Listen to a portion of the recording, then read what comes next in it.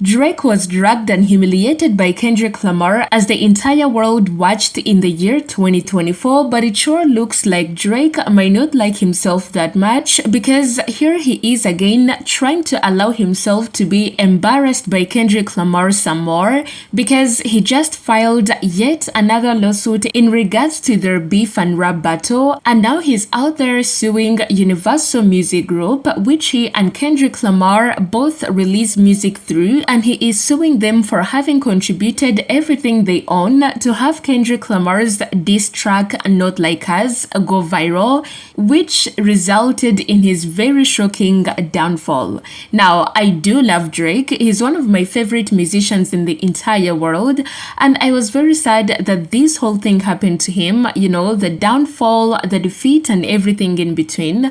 But I feel like him filing this lawsuit months after their beef is literally over is him making a fool of himself and making people look at him as a clown even more, because like what else is he trying to achieve other than being humiliated by Kendrick yet again? Cause mind you, the song he's suing over, Not Like Us, is not even trending anymore. Like people have gotten over it already, but here he is again trying to make it a hit again and having people remember how defeated he was.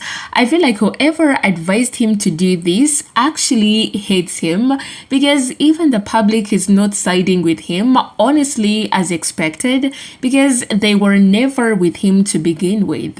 Now let me know what you think about this, but in case you didn't know what is going on, this is a report. Drake sues Universal Music Group for defamation, harassment over Kendrick Lamar's Not Like Us. Drake claimed that the music company launched a campaign to create a viral hit out of a rap track that was intended to convey the false factual allegations that Drake is a criminal pedophile. Drake has formalized his contentious battle against Kendrick Lamar's diss track Not Like Us by going after Universal Music Group, filing a defamation and lawsuit against the major music conglomerate on Wednesday.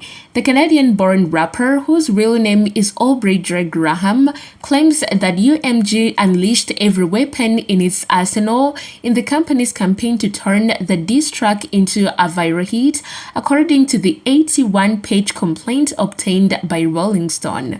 Drake claims that the song itself was intended to convey the specific, unmistakable, and false factual allegation that Drake is a criminal pedophile. The two A-list rappers have been ducking it out since spring 2024, taking slight swaps at one another in various tracks. However, things erupted into a full-blown lyrical war when Drake released Family Matters in May, insinuating that Lamar has cheated on his fiancée and was physically violent with her.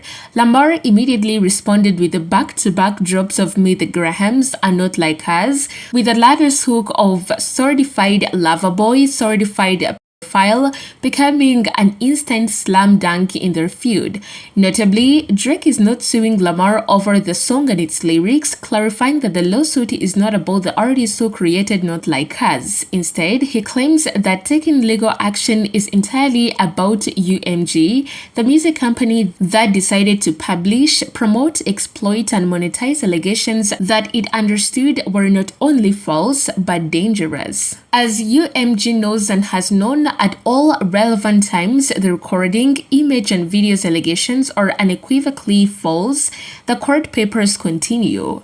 Drake has never engaged in any acts that would require he be placed on neighborhood watch. Drake has never engaged in relations with a minor. Drake has never been charged with or convicted of any criminal acts whatsoever. Drake claims that UMG defamed him by waging an unrelenting campaign to boost the song and its false statements because it understood that the recording's inflammatory and shocking allegations were a goldmine.